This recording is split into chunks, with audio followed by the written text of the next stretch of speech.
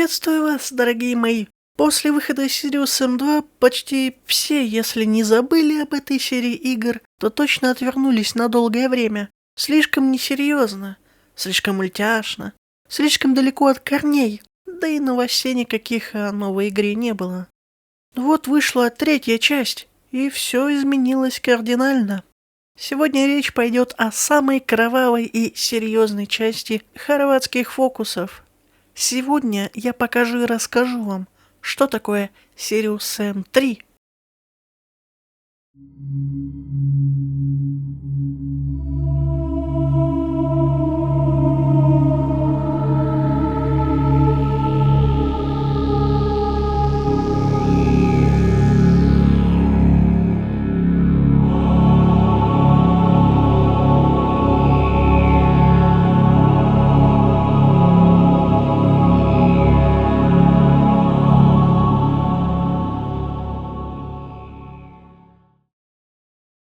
Первые упоминания о новой игре от Кратим появились в 2007 году. Помимо HD-переизданий первого Sirius M, хорваты делали что-то еще, какой-то тактический шутер, для которого в первую очередь и делали обновленный Sirius Engine 3.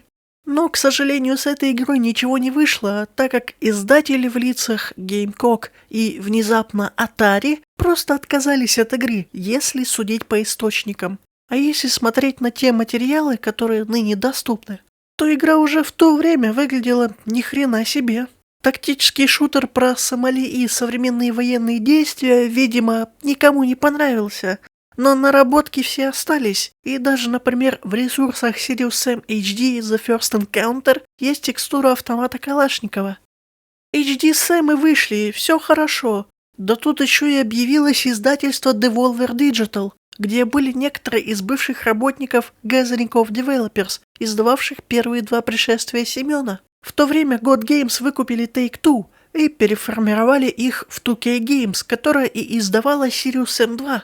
Но, видимо, условия от Take-Two не были по нраву ни хорватам, ни издателям, так что Devolver Digital отделились и стали новыми издателями Sirius M. Ну и, кстати, за время работы над третьей частью Сэма движок прокачали, и теперь это не Sirius Engine 3, а Sirius Engine 3.5.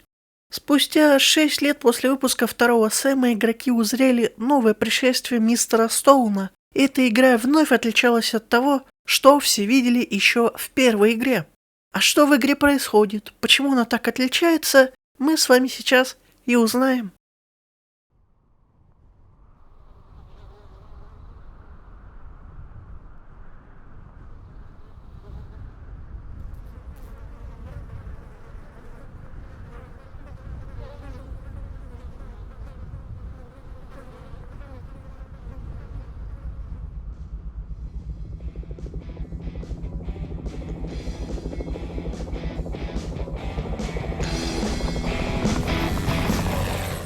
Начинается все с того, как Сэм с командой летят в вертолете в один из музеев Каира.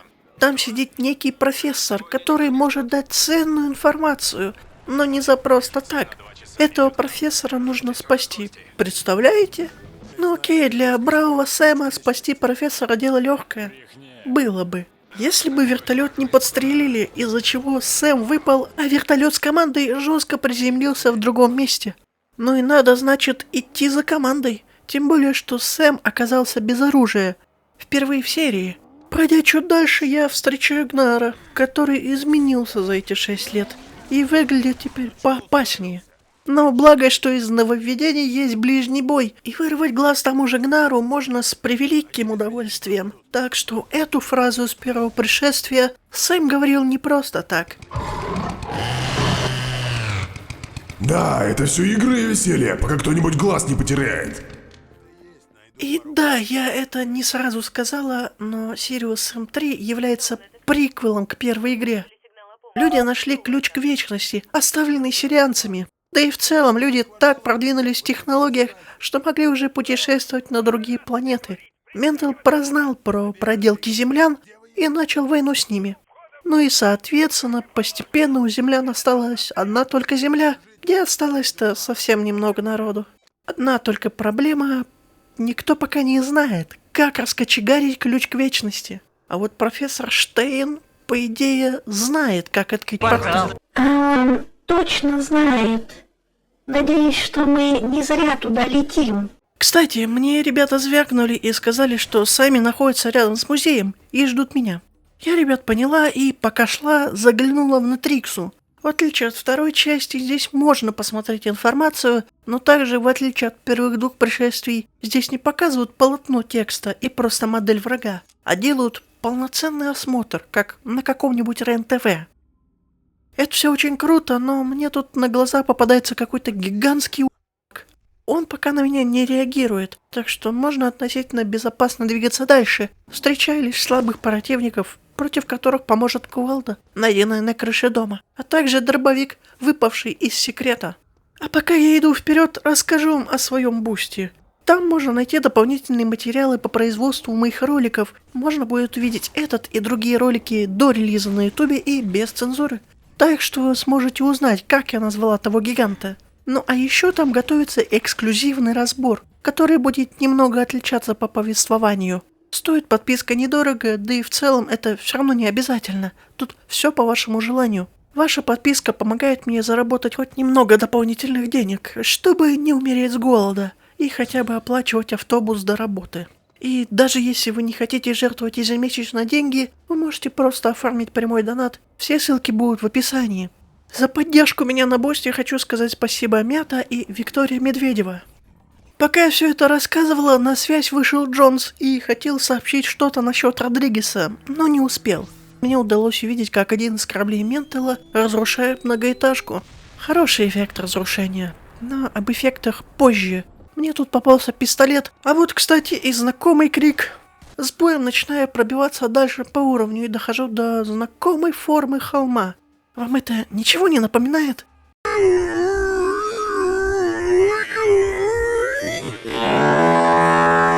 Выбегает один из камикадзе, я его убиваю, и приходит уже толпа. Повторяется ситуация из песчаного каньона, да. И я убиваю камикадзе под невероятную музыку Undercoat Hero. Это надо слушать.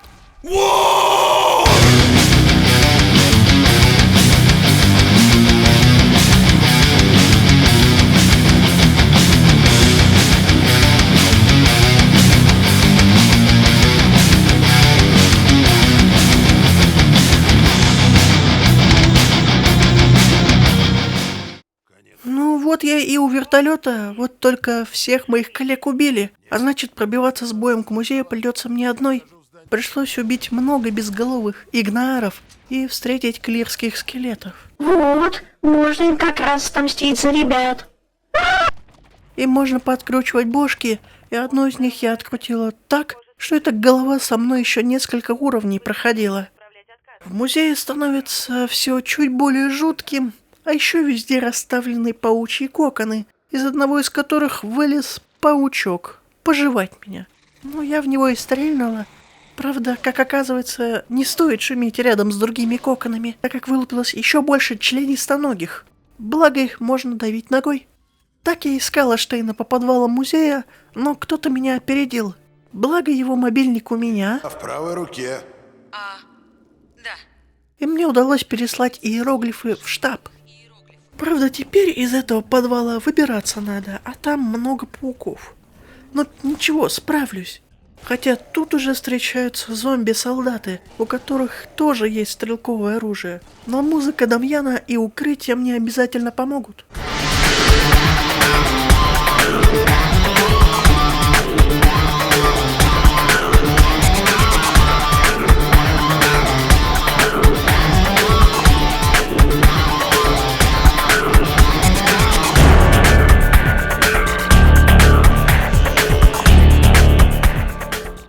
Да, выбраться удалось, и я даже особо не пострадала. Вот только на выходе из музея меня встретил старый знакомый. Первый мини-босс игры. Взрослый арахноид. Ой, страшно! Не то чтобы он сильно меня покромсал, тут спасибо броне, но все же доставил неприятностей. Благо я могу уже уходить, ну и глянуть, как у хорватов не получилось спрятать то, что игроку не следовало видеть. Теперь надо двигаться к точке эвакуации. В диких подробностях я рассказывать все не буду, а то это займет слишком много времени. Буду говорить лишь о некоторых моментах, как, например, о том, что после стычки с гнарами не появился арахноид, который всегда появлялся на своем месте. Сейчас, покопавшись в редакторе, я поняла, что спавнился тогда арахноид потому, что я все время отступала назад при появлении гнаров, причем отступала на довольно большое расстояние. И, кстати, 3-й уровень очень хорошо показывает, насколько тактичным хотели сделать свою старую игру хорваты, потому что здесь есть все для этого. Ну смотрите, много домов для пряток есть, укрытия и мешки с песками есть, возможности оставить себе небольшую щелочку и через эту щелочку поджидать противников. Да все есть. Не хватает только выглядывания из-за угла, но не то, чтобы в меня летел град пуль безостановочный. Это по-интересному раскрывать серьезного Сэма, но при этом лишает его своей айдентики геймплейной. Если я найду вам кадр, где нет специфичных врагов и лишь солдаты, то вы вполне себе можете подумать, что это пародия на Call of Duty или что-то такое. И да, проблемки такие есть, но это все не критично. Из критичного здесь есть хорватский бенчмарк вашего компьютера. Сейчас неплохо выдерживает, а тогда... Ух... Хорошо бахнуло. Ну, кстати, исчезновение арахноида было не один раз, а целых 2. Причем исчезновение второго было еще более странным. Я видела, как он прошел мимо меня. Но стоило выйти на арену с ним, как его не оказалось. Но допустим. Теперь я пробиваюсь в трущобы, где ловлю баг с прорисовкой. Ну а из трущоб перехожу в дорогу к точке эвакуации. Приходится пройтись по квадрату. Здесь я постреляюсь и с безголовыми, и с гнарами, и с солдатами, и с клирами. И вот здесь очень хочется немного поговорить про графику. В обновленном Sirius Sam Engine появилась прокачанная система частиц. Особенно это заметно по пыли и дыму, которые идут после взрыва, например, камикадзе. Пыль и дым отражают на себе тень от света. Сильнее всего это было заметно в музее, где дым вылавливает небольшие кусочки солнечного света и формирует невероятно красивую тень, на которую можно долго любоваться. А сам дым настолько плотный, что если рядом взорвутся множество камикадзе, то из-за их дымовой завесы реально можно не увидеть противника и не понять, близко он или далеко. В этом плане удивительным образом помогает плохое позиционирование звука. Когда враг приходит прям издалека, это можно понять. Но когда враг слишком близко или достаточно далеко, этого понять не получается. Итак, дымовые завесы реально работают, потому что ты банально не знаешь, ты сейчас успеешь перезарядиться или уже сейчас надо стрелять. А кровь, например, может вообще не только попадать на стены и полы, но и стекать с этих самых стен или объектов. В общем, хорваты смогли поразить своими технологиями и графикой игроков. Это уж точно. На то это и хорватские фокусы. Кстати, путь до точки можно сократить, если открыть секретный проход. Но зачем? Если это мешает встретиться с моим любимым быком-оборотнем. Эвакуация не может пока пройти, точку тоже надо зачистить. Но это-то дело плевое, главное уже эвакуироваться. Ну и как вы поняли, биомеханоид вновь помешал мне выбраться отсюда. Надо теперь его за это покарать. Ну и покарала. Пора на следующий уровень. А на этом уровне я получила автомат. Наконец-то. Помимо тактического прицела, который все превращает в колодуду, в этой части впервые в Сэме разделили патроны для минигана и автомата. В первых частях это так бы сильно помогало, если бы патроны для Томпсона и минигана были раздельными. Но ладно, пока не об этом. А о специальном гиммике этого уровня – турелях. Они очень быстрые и ловкие и могут помогать отстреливать противников. Только вот незадача. Турели не определяют, где свои, а где чужие.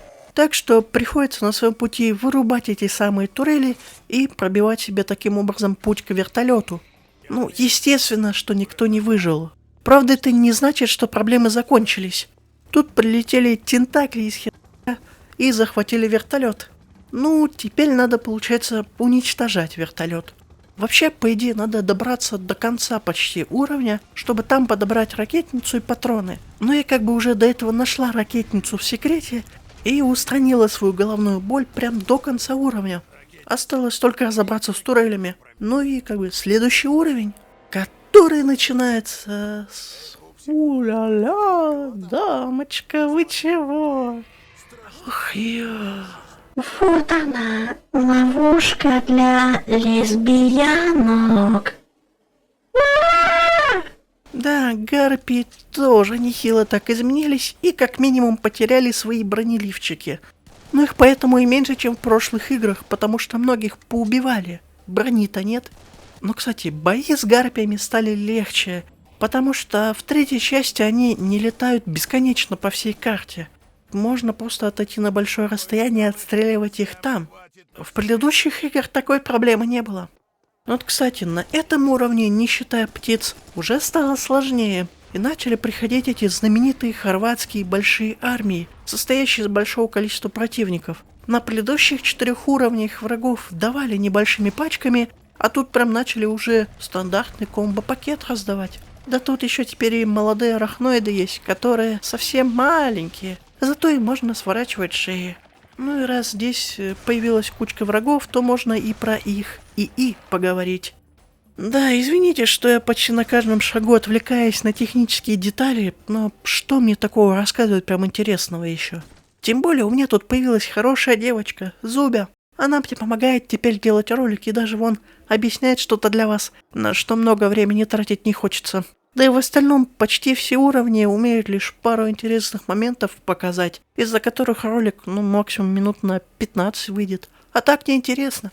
Итак, искусственный интеллект. Для нового движка и новой игры разработчики значительно улучшили поиск путей, добавив навигационную сетку для противников, чтобы те находили любой возможный путь до игрока, или же как минимум не застревали в стенах. А также всем им добавили возможность уклоняться от прямых выстрелов игрока. Если уклонения работают в целом здраво, то вот с навигационной сеткой все немного странно. Иногда враги выбирают самый длинный путь, ходя какими-то углами или же реально застревают в стенах. А еще бывает такое, что, видимо, 2 зоны с навигационными сетками то ли не соединяются сразу, то ли конфликтуют друг с другом. Ну, либо враг в открытой местности стоит прямо и не идет на игрока, пока тот не приблизится достаточно близко, либо также стоит, но в другой комнате. И пока игрок не зайдет в другую комнату, враг не пойдет, просто будет издалека пытаться что-то делать.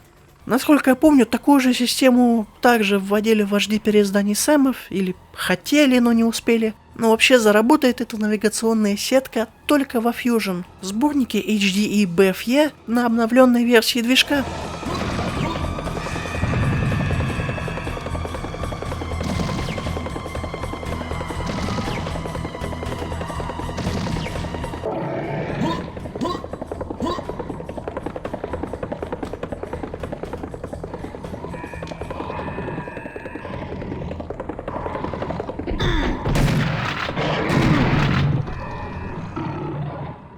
Интересно, а почему не работало это? Ведь показывали, что все круто.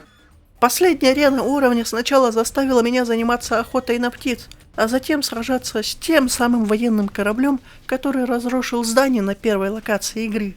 Развалить его было не так уж сложно, так что теперь пора Сэму поближе отправляться к пирамиде. Ведь, как расшифровали ученые, под Великой пирамидой Хеопса есть еще какие-то секреты, но входа нет, только надпись, что Сфинкс — это ключ.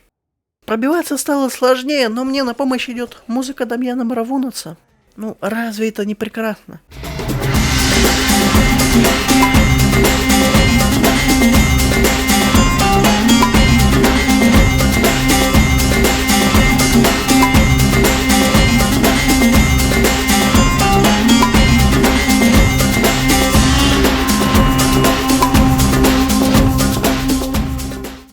И уровни здесь поразнообразнее. Обычные домишки современные, древние полулабиринтовые проходы, огромный двор со сфинксом, откуда, правда, не выйти, но у Сэма есть план «Б». Связка динамита — $400. Взорвать древнейший памятник человечества бесценно.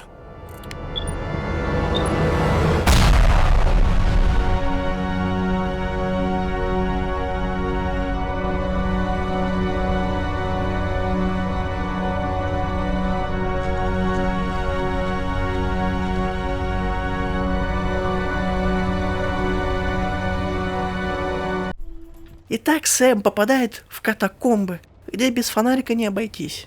И действительно, здесь есть странная дверь, но просто так она не открывается. Зато рядом есть браслет. Ну, один браслет еще не...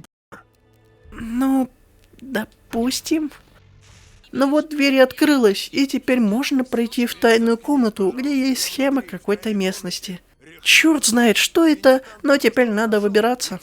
А выбираться придется через врагов, спрятавшихся здесь, и через крайне маленькое ХП, что у меня осталось. Ну и да, надо опять отбиваться, чтобы дождаться вертолета. Теперь стало тяжеловато, потому что здесь и биомехи, и гнары, и скелеты, и быки-оборотни, и солдаты. Короче, все. И тут прилетела давняя подруга Сэма, Hellfire, или Бомба в локализации. Ну, короче, выяснили, что под Карнаком и Луксором есть генератор, который питает ключ к вечности, и который надо, собственно, завести. Ну вот меня к первому генератору и везут. Надо все равно долго бежать туда, но ничего, разомнусь по дороге. И здесь меня встречает новый тип противников – утиль-ракетчик. Мощная падла. Но благо я нахожу Девастатор, ну или Опустошитель. Так как в Steam я покупала полную версию с DLC, то у него есть прицел. А вот во Fusion почему-то нет, не починили этого. Я тут пока с боем пробираюсь по уровню, но это дается все тяжелее и тяжелее. Мне приходится ныкаться по углам, частенько отступать, а в катакомбах стало менее безопасно, так как теперь там завелись пещерные демоны. И вот дверь к первому генератору найдена. Круто! Вот только нужно найти еще 4 печати, которые откроют эти двери. А печати добывать, ой, как нелегко. После каждой подобранной печати вылазит полчища всяких инопланетных ***ов. И настолько мне это в какой-то момент надоело, что я решила просто бежать и не обращать внимания на толпы монстров. Получилось, и вот я у первого генератора, который успешно завела. Второй генератор в Луксоре, и можно было бы сейчас уже идти туда. Но мне дорогу перегородил тот самый уебак, о котором я говорила в начале. Его зовут Хном. Его затизерили на самом деле еще в дополнении «Легенда о звере» для Sirius Sam HD The Second Encounter. Об этом дополнении я говорила в старом ролике про альфа-версию Sirius Sam. Но лучше пока не смотрите его, я скоро займусь ремейком того видео, где все объясню подробнее. В ремейке ролика же буду ведь. А с местным Хномом я разобралась очень быстро, так что сильно много на него внимания не обращайте. Путь в Луксор шел через очередные подвалы и катакомбы, где было очень много пещерных демонов. Но благо я вылезла в нужном месте. Надо еще немного пройтись, взять ключики, побить Хнома и встретить новую опасность – ведьму Ахримана. С ней битва идет не так, как обычно. Она телепортируется по своим точкам, будучи невидимой. А когда приходит в наш мир из мира теней, то начинает свои колдунства и обездвиживает Сэма. Ломай меня полностью. Надо успевать наносить ей урон, после чего она возвращается в мир теней. И можно куда-то убежать. Когда она одна, то вообще проблем нет. Но вот когда там еще много других врагов, то все это может доставить проблем. Ладно, с ней я разобралась. Ну и нашла еще одно знаковое оружие игры – пулемет. Да, сначала это была турель, но после того, как эта турель мне помогла, я сняла оружие и сама направилась всех кромсать. Ну, все, надо опять собирать 4 эмблемы и активировать второй генератор. Естественно, дополнительные волны противников, и вот когда все 4 эмблемы были собраны, я решила также пройти в храм напролом, игнорируя даже ведьму. И все, оба генератора работают, а мне на точку эвакуации надо. Правда, что-то опять случилось, и просто выйти наружу не получится, надо опять через подземелье Хнома проходить. И не зря, кстати, потому что я получила корабельную пушку, которую берегу на особый случай. Кстати, пока я тут бегаю и прячусь от ведьмы, замечаю, что если нацелиться на кусочек неба, то прицел светится зеленым, как будто там что-то или кто-то есть, и это что-то можно убить. Я до конца игры не могла понять, что там, но, зайдя в редактор, кажется, поняла, что это всего лишь скрытый от глаз боевой корабль. И да, в конце надо будет опять сражаться с кораблем, но этот раз его добила окончательно. Пора лететь на базу отдыхать. Вот только не тут-то было. Нас опять сбил биомех. Я еще и все оружие опять растеряла. И везде пески, и надо держаться ближе к зданиям, потому что повсюду ползает пещерный червь. Да, я об этом не сказала, но с определенного момента появился пещерный червь, который ползает по пескам и не приближается к зданиям. Так что просто в открытой пустыне лучше не оставаться. Здесь будет тяжело, потому что все надо заново собирать, но что поделать. Включаем музыку Дамьяна на полную и идем сражаться.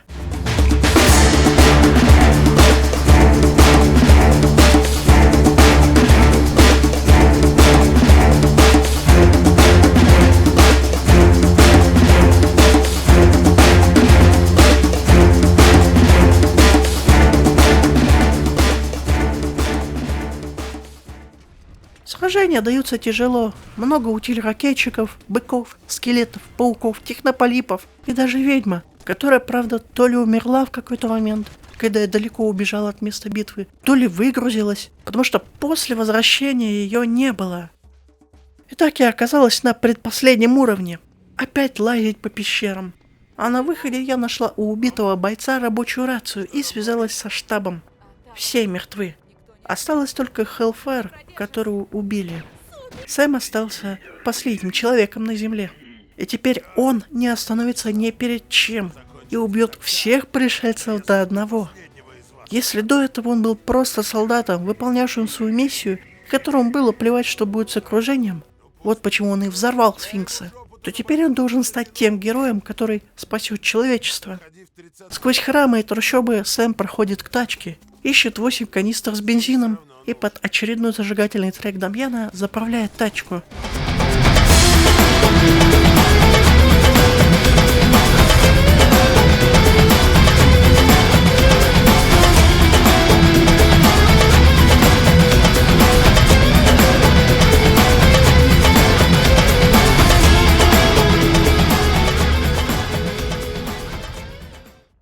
Пора уматывать. И Сэм оказывается на последнем уровне игры. Один только этот уровень я проходила часа 2, потому что здесь были все. Толпы безголовых, камикадзе, скелетов, утиль-ракетчиков, потом технополипы, ведьмы, пауки, арахноиды. Вместе с ним опять скелеты. Далее идут еще отряд утиль-ракетчиков и опять бесконечное число пауков. Вместе с ними биомехи. Потом к ним присоединяются быки-оборотни, опять скелеты. И, наконец, целая орда хнумов. И только под конец вылазит он. Угзан 4. А с ним на бой вылезает пещерный червь. Теперь я, с использованием джетпака, должна брать специальные штыри, уворачиваться от атак противников и Угзана и втыкать ему в спину эти штыри, чтобы туда била молния. И все это под заводной трек Дамьяна, который напоминает музыку Дюн из первого пришествия.